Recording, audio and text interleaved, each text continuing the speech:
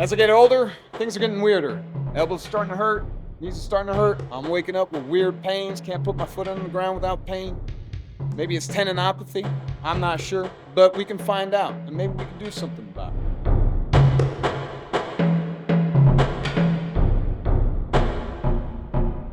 Hi guys, I'm Matt and I've got G here with me again. We're going to talk through all things tendon and tendon health.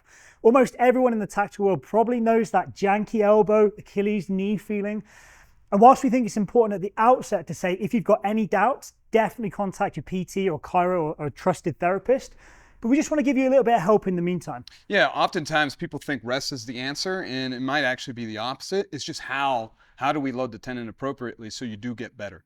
We also have to understand and identify, is it a capacity issue? Is it because you're under recovered, meaning you're not eating enough or not resting enough? But the most important thing is you don't have to stay home. G, you mentioned that capacity is sometimes an issue with tendon health. So obviously we know a tendon, for instance, in the tricep, like the tricep tendon, that's going to be some connective tissue that connects the muscle to the bone so that you can exert force and move a limb. Yes. So how might capacity be an issue in that respect? Well, let's say, for example, I'm a bitch and I have never bench pressed in my life. And I just started, and my volume of pressing, meaning my hands are on a fixed object and I have to do this, went from 0% to 300%. Now my elbow's bugging me. Okay. Good chance it's a tendon issue. Right. And that's a capacity issue, meaning like you exposed yourself to too much stimulus too soon. Cool. Where some practitioners will take it overboard is they say, oh, well, that just means you need to do more. That's not the solution. The solution isn't more, the solution is right. In terms of things changing, it could be volume, but equally if you changed intensity or the speed 100%. or like footwear is a classic one for Achilles. Yes. Is there a change? If there's a change and now you've got pain, in my mind, just to be reductive or low resolution, that's a tendon issue usually. So maybe first step, elbow is a little bit sore. What's changed? So a quick checklist then. So what's changed? Am I eating enough to support what I'm doing? What else do I think about? Sleep. How's your sleep? Right. Okay. Like if you're sleeping like shit, elbows are hurting, knees are hurting, that's lined up too. Right. Okay. Yeah. So recovery generally. Yeah. And again, we're not trying to be soft. It's just if you're treating your body like a dumpster and things start to hurt, don't be surprised. What can I do next to kind of get on top of it? So then we load, right? Okay. So it's very simple. Typically, your feet or your hands are going to be on a fixed object and you're going to hold positions. Okay. The good thing is if your pain decreases by any significant amount with these exercises, chances are that you have a lot of influence over it. So for example, like let's say I do these exercises and nothing changes, well then again, I have to reevaluate my environment, but that might be an indication and that's when I have to go see a PT or a chiro to get further intervention. Okay, you kind of escalate your care. Right. Sweet, so let's say elbow as an example. Yep. What would you have me do? Okay, great. Let's start with some arm bars. All right, so first thing I'd like to have you do is an arm bar. We're gonna go upside down with the kettlebell, and that's really important because if I'm here, think about what's happening at the forearm, bicep, and tricep and what it's teaching the body. Like they're helping stabilize the load. We want to expose the rotator cuff. And the reason we want to do that is because if we can strengthen that, that's going to take stress off the tendon inevitably. But also think about what's happening at the tendon. I'm talking about like, let's say the tricep tendon to be simple, okay? It's a hold. Just like our wall drills, you're going to be doing 15, 20, 30-second holds, maybe even 45. You want to be a little uncomfortable. This is position 1. This is position 2. You can hold here as well. It's important to lock out the whole arm, which you're doing a great job of. Okay, take it to that 90-degree angle. 90 at the elbow, yeah? Yes, there you go. Great. And a goal here is exposing the tendon to load. So think about how the muscles aren't contributing to force or violence. They're just stabilizing. So that exposes the tendon. And again, if it starts to go away, that's a really good sign. It's it feels safe, like for the nervous system. That's exactly what you're trying to do. It's not scary, it's not jerky. Yeah, that pain is essentially the nervous system fucking amping itself up, trying to get you to slow it down. You're trying to teach it it's safe. I love that, thank you. That's definitely going in my bank. If you have access to a bench, it's awesome, especially again from a range of motion standpoint. Oftentimes people will do arm bars on the floor, which is absolutely fine. But if we think about the whole upper quarter and not just one joint, think about how that might offload the tendon in a positive way. You're getting the whole body to work in concert. So I've been using off-bench arm bars. Oh, okay. So like the whole, like half of your rib cage is off the bench. Think about what's happening on my shoulder blade here, right?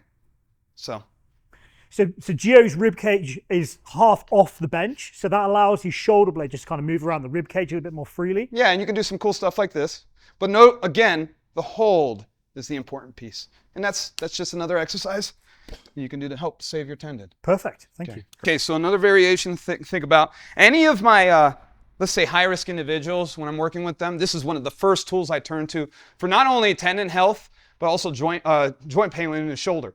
So position 1, locked out. Notice how my knuckles are facing the ceiling. A lot of us, and the other reason why I want bottoms up is so you can't do this. Okay. Right? Okay. You got to make it look athletic. So anyway, I'm here, position 1. You can go position 2 here, and you can go position 3 here. Okay. Okay. So when and why might you change joint angles?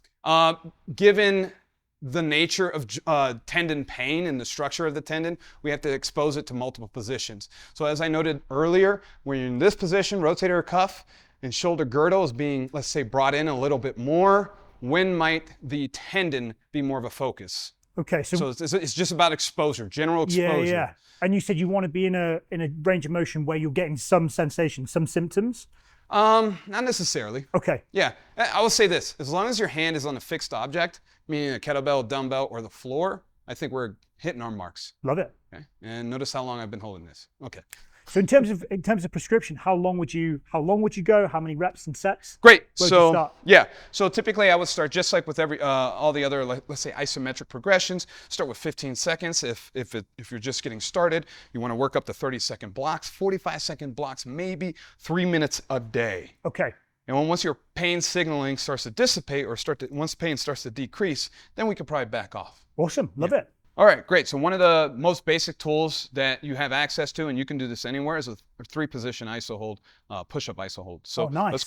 Let's go ahead and have you on the ground. So this would be perfect, like, because obviously elbow, knee pain, that's always like when you're deployed or you're somewhere where you can't train. 100%. Yeah. You're waiting for the flight to take off, etc. Like, this is a great time to throw these in. Yeah, okay? that'd be perfect. And I think of these as an alternative to planks, something a little bit more valuable. So very common with, let's say, high-risk individuals. They try to find space. They're trying to use their lat to stabilize the shoulder.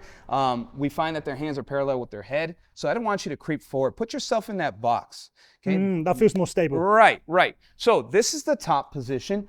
Go ahead and get to like the middle of your push-up. Okay? That looks okay. Can you get your head back to touch my hand? Yep. Dude. And let's get rid of this. So right now you're looking like an Instagram booty model. There you go, dude. Drop to that second position. There you go. Okay. Bottom position, just above the ground. That's good. All right. Anywhere from 10 to 30, 45-second holds. So far, we've looked a lot at elbow, but I know another really common one that we get with our guys is Achilles tendinopathies. Yes. Have you got anything in the locker for that? Yeah, easy. Floating heel work. So let's go ahead and have you in a split squat. Okay. Holding this kettlebell on the same side leg. Yep, perfect. Okay. So again, loading parameters, very simple here. I would like to see a bent back knee. Okay. There you go. Right there, that's one position. Okay. You hold that for anywhere from 10 to 45 seconds. Let's get that heel up. There you go. And notice how your chest is behind your knee. I'd want you a little bit more aggressive. There you go. Feel a difference? Mm-hmm. Now, the nice thing is, especially the higher the heel, more soleus involvement. And again, you're teaching that tendon to relax a little bit. But the more vertical you are, the more quad tendon you're going to get to. Okay, so you can kind of manipulate the movement depending on what you're trying to hit. The more upright you are, the more quad. Okay, sweet. All right, that's it. Okay, great. As I said before, if you find that your pain is reducing during these exercises or even immediately following, that's generally a good sign. But if it seems to be stubborn, and I would say after about 10 to maybe 3 weeks, 10 days to 3 weeks, that might be a time where you need to go see a professional, either a physical therapist or equivalent, to help with that. Again, evaluating what's going on in your environment. Yeah, that makes sense, I think. So guys, if you're in any doubt, feel free to reach out to us coaches via social media or just direct emails. We can chat through and signpost you where it's appropriate. Thanks for your time.